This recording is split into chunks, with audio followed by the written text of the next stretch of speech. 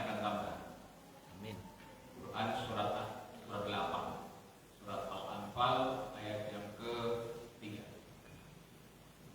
Innamal mu'minuna alladziina idza dzukirallahu wajilat qulubuhum wa idza tuliyat 'alaihim ayatuhu zadatuhum imanan wa 'ala rabbihim yatawakkalun. Ketika ayat-ayat dibaca, maka tambahlah iman seseorang, orang yang beriman. Jadi kesimpulannya apa? Kalau orang baru bisa sholat khusyuk, ya boleh saja, gitu kan? Nggak masalah. Zikir khusyuk, nggak masalah. Tapi kata Allah, coba diuji, diajak ngaji. Itu baru terasa nih, gitu kan? Nah, sholat mungkin bisa penuh, zikir bisa penuh, itu masjid gitu ya. Coba diajak ngaji, nah itu ujian yang berat. Nah, kata Allah itu karena orang beriman itu ketika dibacakan ayat-ayat Quran, ya tambah imannya. Jadi yang tambah imannya itu kalau ngaji.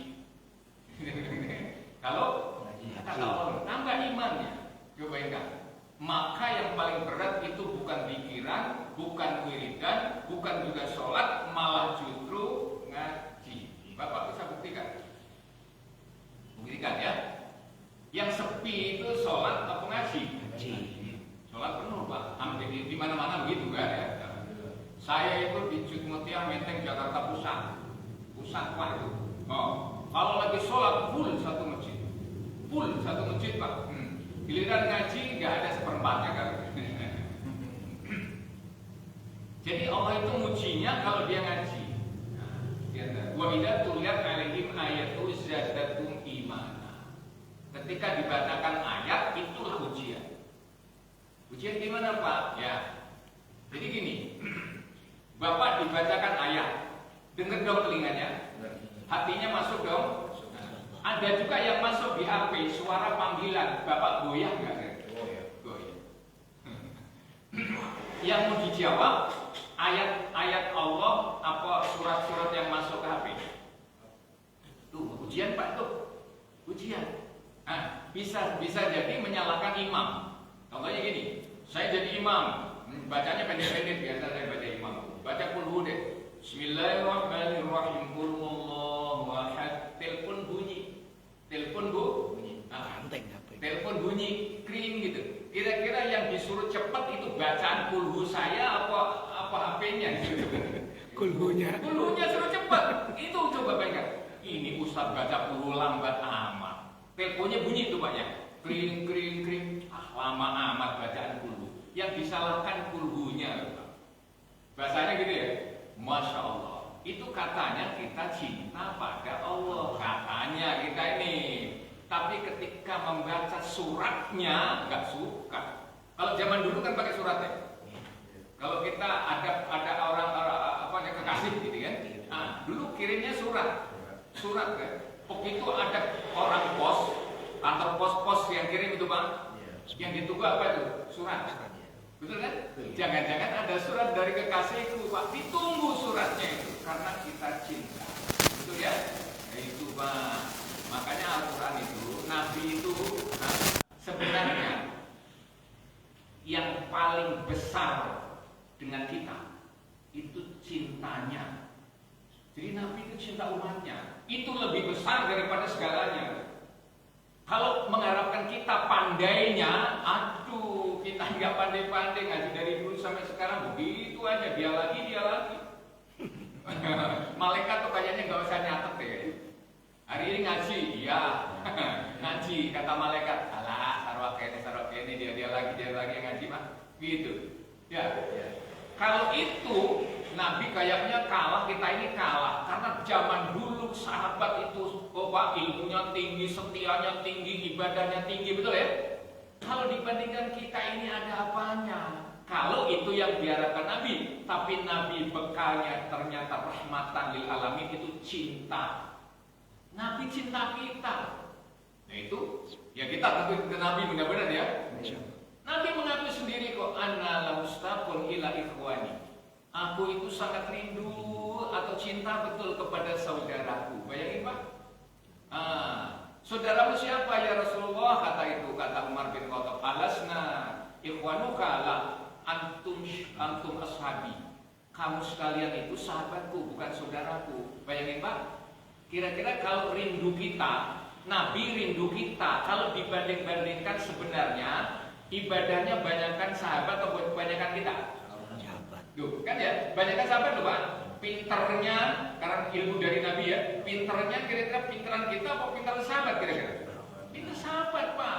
Ibadahnya banyakkan sahabat, tekunnya banyak sahabat, tapi kok Nabi rindu kita ya? Ini penting. Kok rindu kita gitu? Masya Allah. Itulah Nabi, beda sama kita. Kalau kita dekat sama orang yang punya duit, apa yang nggak punya duit Pak? Punya duit. Benar. Yang benar. Coba hati-hati ngomongnya ya. Kita ini kalau yang dekat kepada orang yang punya duit, apa nggak punya duit Pak? Yang punya duit itu di depan kita sudah kelihatan punya duit. Yang nggak punya duit kelihatan.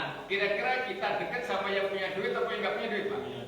Yang punya duit tetap. Sekarang saya ajak berpikir, Nabi menyintai kita belum muncul. Nabi juga mungkin nggak melihat kita kalau punya duit, bahasa kasar gitu ya. Mungkin juga Nabi nggak melihat kalau kita ahli ibadah, enggak Pak. Tapi Nabi sudah kandung, aku mencintai saudaraku. Siapa itu? Yang belum muncul. Ya belum lah. Masya Allah, itulah cinta yang hakiki Pak. Cinta yang hakiki itu belum ada orangnya, dia udah cinta. Kita kalau cinta palsu, ada orangnya, hitung-hitung dulu punya duit nggak dia. Nah itu namanya palsu. Ya itu Al-Quran Pak. Jadi Al-Quran mengajarnya begitu. Ternyata Allah itu modalnya kepada kita itu cinta. Nabi juga membawa cinta. Maka rahmatan lil alamin itu diartikan cinta. Cinta apa? Kalau karena pinter kita kalah sama sahabat. Kalau kuatnya ibadah kita, aduh kalah sama orang-orang dulu kalah. Tapi kalau sudah cinta nggak ada hitungannya Pak. Saya ulangi lagi. Kalau orang sudah cinta nggak ada hitungannya. Setuju nggak? Setuju nggak? Kalau masih di batas-batas itu cinta apa enggak? Enggak. Uang belanja di batas-batas itu cinta apa enggak? Enggak. Tapi kalau sudah cinta uangnya di batas enggak? Enggak aja semua jawabannya. Itulah Nabi, sampai semuanya untuk umatnya. Karena Nabi cintanya nggak pernah membatasi. Tapi kalau dibatasi berarti cintanya palsu atau belum 100% cinta. Itu ya ngaji Pak ya. Jadi ngaji ibadah semuanya modalnya itu harus cinta sebenarnya. Harus cinta Pak. Makanya nggak boleh bosan. Nah gitu kan? Nah lebih baik kau kurangi ibadahmu tapi nggak bosan, gitu kan? Lebih baik apa tadi? Ibadahmu kamu kurangi tapi nggak bosan. Itu lebih baik. Jangan sekali-kali ngaji 1 juz 2 juz cuma itu hari itu besoknya ngaji lagi. Lah, ya baca ya. A'udzubillahi minasyaitonir rajim. Bismillahirrahmanirrahim. 113. Wa qalatil yahudu laysatil nasara ala syai'in wa qalatil nasara laysatil yahudu ala syai'in wa hum yadluna al-kitab kadhalika qala alladhina la ya'lamuna misla qawlihim fallahu yahkumu bainahum yawmal qiyamati fima kanu fihi yakhtalifun. Ya, wa qalat berkata, Waqalat dan berkata, Al-Yahudu orang Yahudi, bukan agama Yahudi, orang Yahudi berkata, Laisat, tidak ada, tidak ada, An-Nasoro orang Nasrani, ala syai'in atas sesuatu. Artinya dia bilang orang Nasrani itu nggak ada apa-apanya kan? Kata orang Yahudi. Waqalat dan berkata An-Nasoro orang Nasrani, katanya juga juga laisa tidak ada apa-apanya al yahudu orang Yahudi ala syai atas segala sesuatu, nggak ada apa-apanya. Jadi mereka tuh sering klaim dirinya sendiri, kamu nggak ada apa-apanya. Yang satu ngomong begitu, kamu nggak ada apa-apanya. Itu bingung, jadi masih bingung menentukan dirinya itu bingung Pak. Bingung, nggak ada ketentuannya soalnya, nggak ada sesuatu yang menentukan ini pasti begitu tuh nggak ada dia. Masih bingung. Tuhannya pun masih bingung sampai sekarang. Masih bingung aneh ya. Cari Tuhan, berdebat tentang Tuhan, debat tentang Tuhan. Islam itu nggak pernah memperdebatkan Tuhan. Gitu ya. Tuhannya gimana? Qul huwallahu ahad, Allahus samad, lam yalid wa lam yulad wa lam yakul lahu kufuwan ahad. Itulah Tuhan. Selesai kan? Ada yang membantah nggak? Nggak ada. Ada yang ragu nggak? Enggak. Itu kepastian namanya tuh. Jadi Islam itu ngasih kepastian. Loh, kenapa kok Tuhan tidak diperanakkan? Ya udahlah itu ilmunya kayak gitu. Kenapa nggak beranak dan diperanakkan? Loh, Tuhan itu bukan makhluk. Kalau yang beranak namanya makhluk, yang diperanakkan juga namanya makhluk. Nah kalau Tuhan beranak ya makhluk lah namanya itu kan gitu. Nah itu makanya. Laisa kami selesai pun. Itulah ya. Nah, orang Yahudi berkata tidak ada apa-apanya Nasrani itu. Nasrani dia bilang orang Yahudi nggak ada apa-apanya. Wahum yatlunal kitab, padahal mereka semuanya baca kitab. Wahum dan mereka itu yatluna, mereka membaca Alkitab, kitab. Mereka baca kitab. Tapi yang benar yang mana, yang nggak benar yang mana, itu kok masih sekarang jadi protes terus. Kenapa begitu? Ya gitu kan? Itu tadi saya baca Al-Quran ini ada kata-kata gini.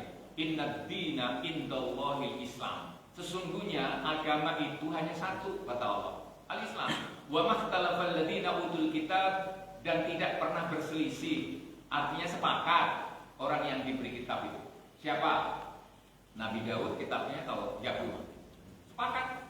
Nabi Musa kitabnya sepakat. Nabi Isa kitabnya, itulah orang yang dikasih kitab.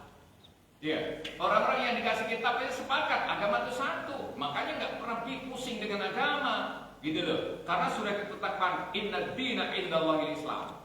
Nah, itu kan sering kita ulang-ulang tuh. Ternyata agama itu Islam, dan orang yang diberi kitab tuh, para nabi maksudnya, nggak pernah tuh nolak. Emang begitu. Makanya doanya wa tawaffani muslimin, ya Allah kami semua para nabi wafatkan dalam keadaan muslim. Kalau orangnya muslim agamanya apa? Islam. Nah, itu dia. Itu. Kenapa nggak disebut? Allah sudah nyebut agama itu Islam. Maka para nabi tinggal berdoa, ya Allah wafatkan aku dalam keadaan muslim. Sama dengan kita toh. Kita ini kan kita sudah ngejalani agama Islam. Doanya gimana? Doanya gini, ya Allah jadikan aku agamanya Islam gitu. Ya. Orang kamu udah menjalankan agama Islam kok minta Islam? Mintanya gini, ya Allah wafatkan aku dalam keadaan muslim. Kata Quran loh Pak. Ya ayyuhalladzina amanu taqullaha haqqa tuqatih. Hai orang-orang yang beriman, bertakwalah kau sebenar-benar takwa. Wala tamutunna illa wa antum muslimun. Kamu jangan mati ya kecuali dalam keadaan muslim. Keadaan miskin nggak apa-apa, nggak ada masalah. Keadaan bodoh nggak apa-apa. Gitu. Orang mati itu biasanya bodoh. Orang mati itu miskin, betul nggak? Ada nggak orang meninggal kaya raya? Ada nggak? Ya nggak ada, yang miskin lah. Tadinya pinter karena putus amalnya jadi bodoh, begitu ya? Nggak ngerti. Ditalkin, itu kan orang bodoh ya sebenarnya. Ditalkin, bah. Dia disolatin, diadanin. Iya. Tapi itu boleh kau tinggalkan karena ini di dunia, maka yang nggak boleh kau harus ada muslim kau bawa. Ini Pak yang nggak boleh copot itu muslim. Nah, ya, sambung. Waqalat, dan berkata saya ulangi, al-Yahudi orang Yahudi laisa tidak ada, an-Nasara orang Nasrani ala syai'in atas suatu apapun. Waqalat, dan berkata an-Nasara orang Nasrani laisa tidak ada, al-Yahudi orang Yahudi itu ala syai'in atas sesuatu apapun. Wahum, dan mereka yatluna membaca Alkitab, kitab. Ya, mereka telah membaca kitab. Mereka juga punya kitab loh Pak.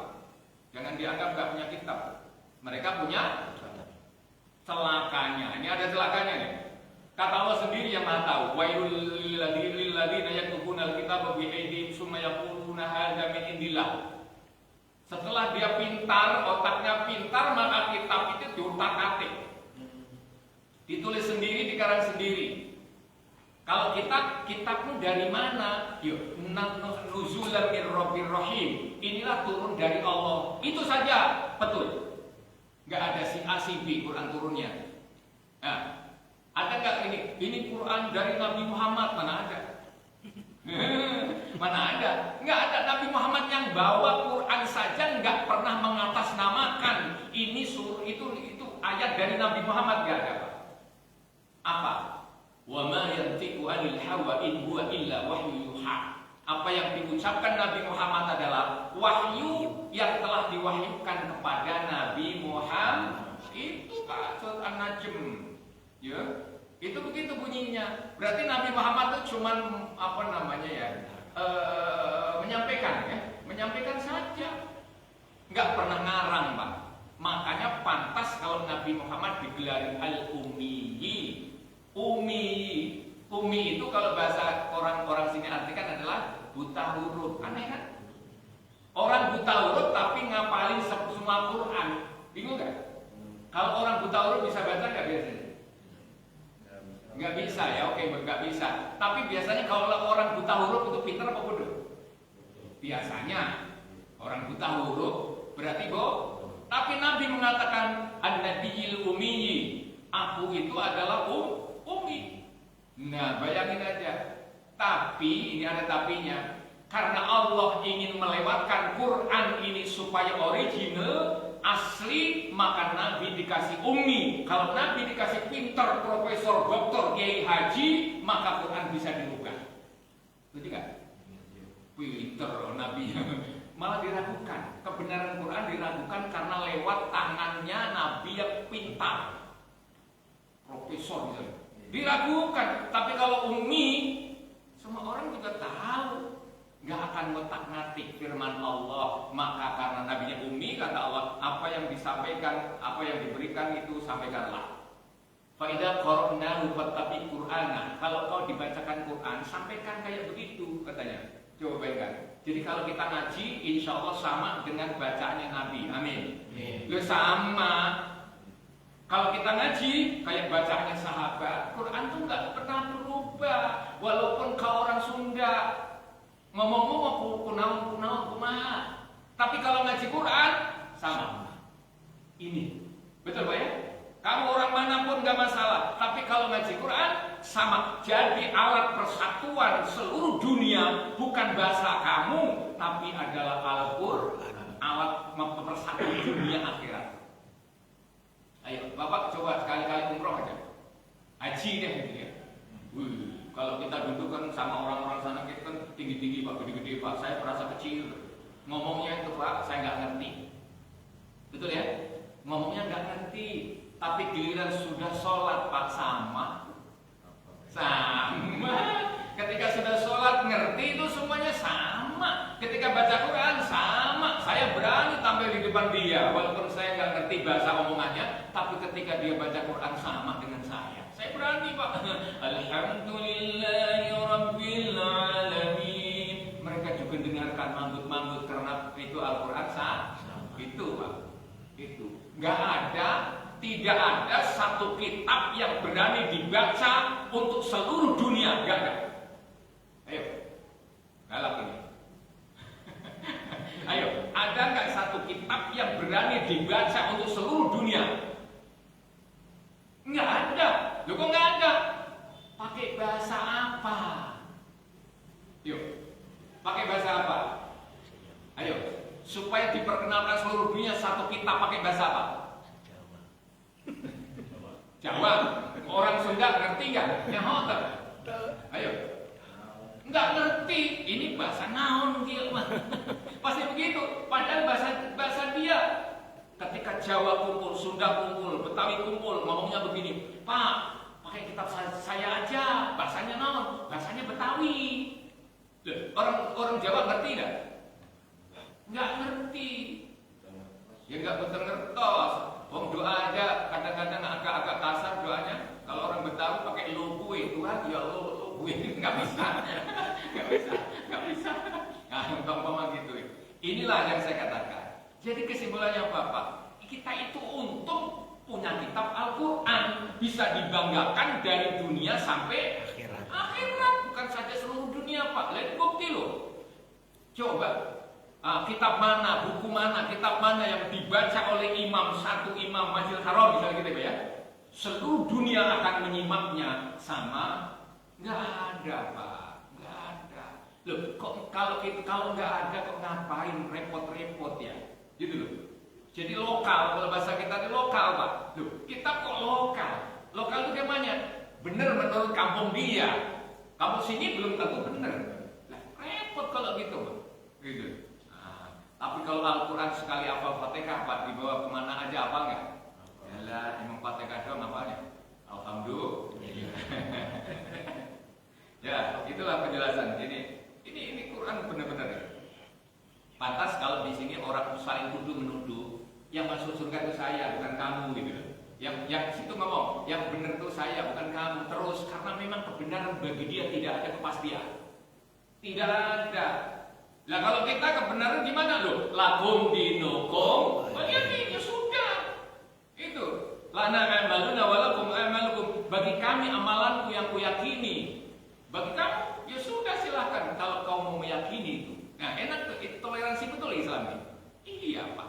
Tidak ada paksaan dalam agama. Betul. Tapi qad tabayyana rusydu minal ghayy. Itu kan surat ayat kursi ya.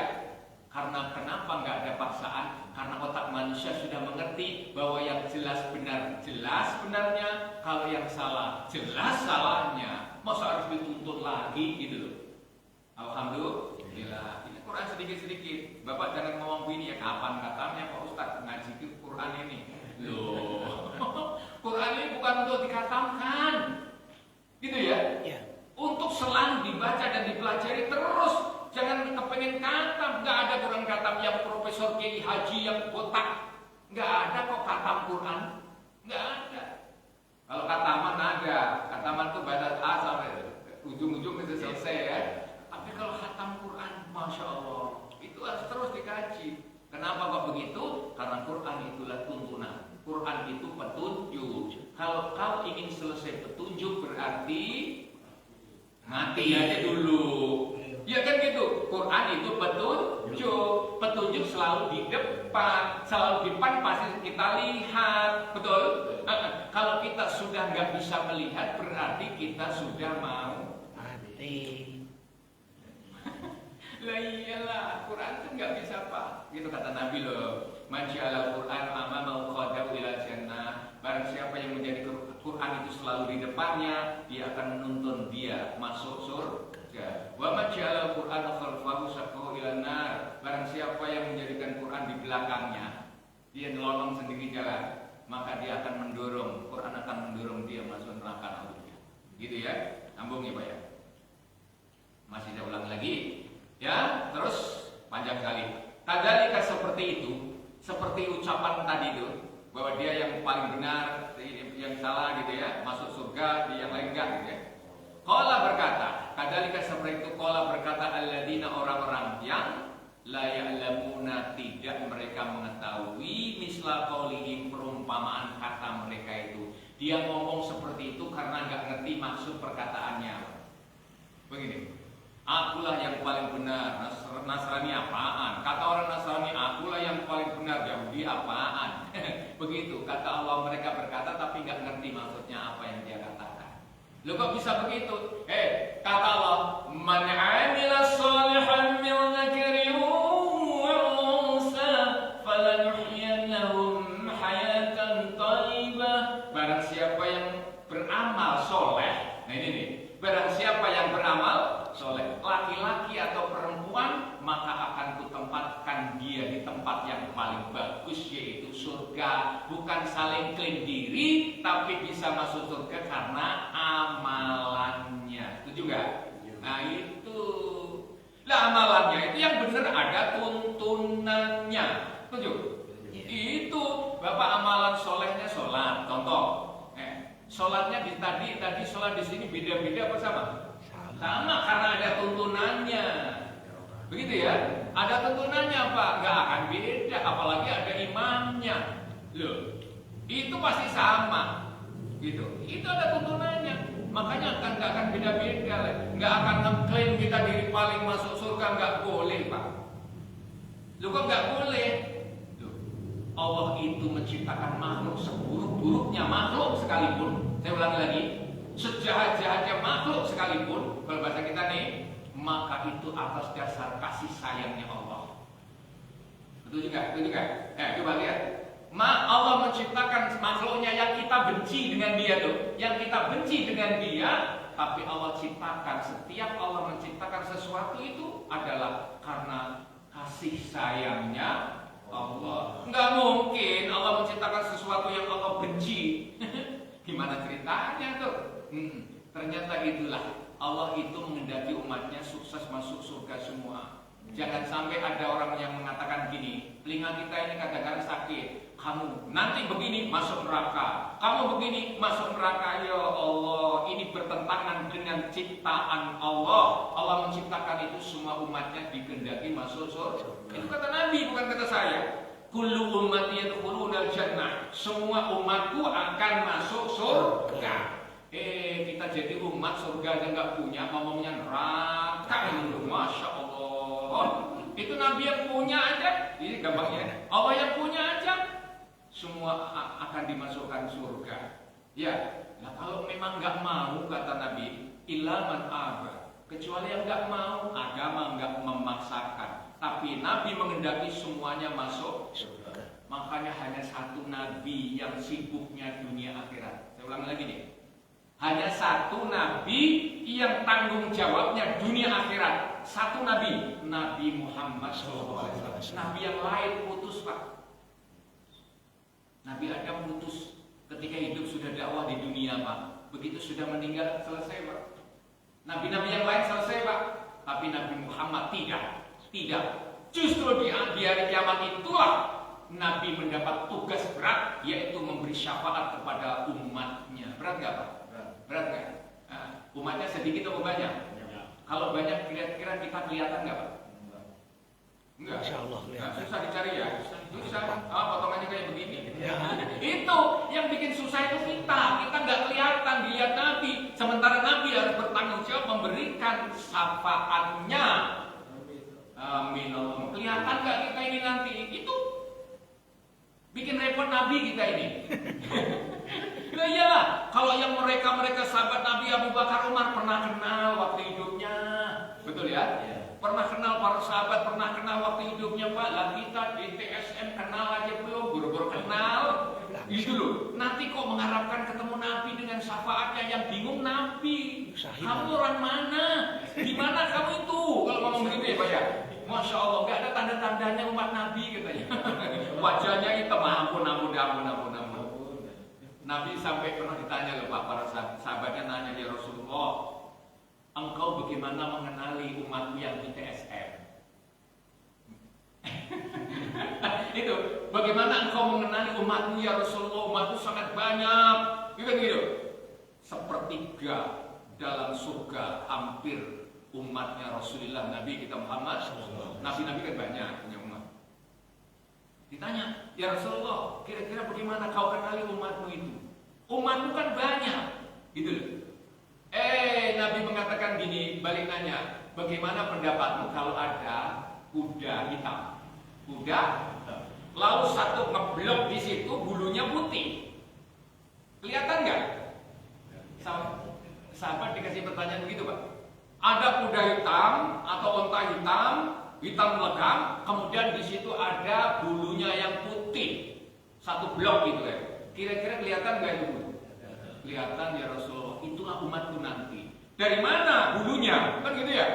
Dari mana bulunya? Oh, inna ummati ya'tuna yaumal qiyamati bi ghurril muhajjalin min asril wudu. Kata Nabi, umatku nanti bersinarnya putih wajahnya karena seringnya ambil air wudu. Itu Pak. Makanya kalau berwudu yang benar ya. Kalau ambil air wudu ya, kata Nabi gini, kalau kau cuma wajib ini di depan saja, maka lebihkanlah sampai ke belakang-belakang pipi. Karena nanti di akhirat itu apa yang kena air wudu akan Bersinar Pak. Kalau kau disunahkan untuk sampai siku, baksonya Pak, sampai siku ya, maka lebihkanlah sampai lebih ke siku itu, karena itu nanti akan bersinar. Kalau kakimu hanya mata kaki batasnya, lebihkanlah karena itu nanti akan bersinar, kata Nabi. Masya Allah. Jadi gampang nggak kita liatin mereka bersinar? Gampang nggak lihatnya Pak? Gampang Pak. Bapak mau digelapan lampu apa, digelapan yang manapun, kalau ada lampu, gampang dilihat. Itu katanya, itu kata Quran dalam surat Al-Fatih. Muhammadur Rasulullah walladzina ma'ahu wasyidda'u 'alal kuffar rahama'u bainahum tarahum ruk'an sujjadan yabtaghuna fadlan minallahi wa ridwana simahum fi wujuhihim min atharis sujud. Muhammad dan pengikutnya, gitu ya. Ada cirinya Pak. Di antara ciri-cirinya Nabi itu, umat Nabi Muhammad adalah wajahnya yang bersinar karena seringnya sujud. Seringnya? Nah, gampang Pak kalau begitu, kalau ada tandanya. Maka nanti kalau orang gak dikenali Nabi berarti jarang-jarang sujud. Saya gak ngomong begitu loh ya. Begitu. Loh, kok ada iya? Itu kata Allah, tandanya umat Nabi kayak begini, gampang. Makanya alhamdulillah ibadah tetap, ini tetap. Nah inilah ya dalam agama kita. Lah, dikatakan dalam Al-Qur'an ini, qauli fallahu yahkumu bainahum, maka Allah itu yahkumu akan menghukumi bainahum antara mereka yaumul qiyamati, di hari kiamat nanti. Kalau di sini nggak bisa dihukumi Pak karena banyak protesnya. Banyak alasannya, segala macam. Nggak ada bedanya yang rajin sholat sama nggak rajin sholat, nggak ada bedanya Pak di sini Pak. Nanti di akhirat tampak jelas karena sudah waktu dan tempatnya. Betul ya? Fima dengan apa saja kan adanya mereka fi di dalamnya, yakhtalifuna mereka berselisih di dalam dunia ini, selalu berselisih. Ya, yang baik sama yang buruk nggak kelihatan Pak di sini, nggak kelihatan. Yang rajin ibadah sama yang nggak pernah ibadah juga nggak kelihatan kok. Ya, yang agak kelihatan malah yang punya duit sama nggak punya duit itu kelihatan malah.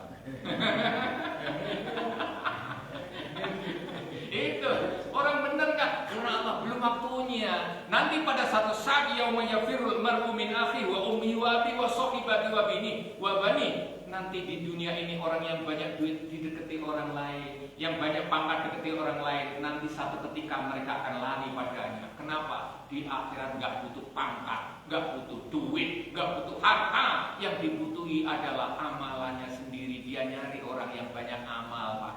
Barangkali bisa ngasih gitu ya. Jangan cari amal, ya nafsi.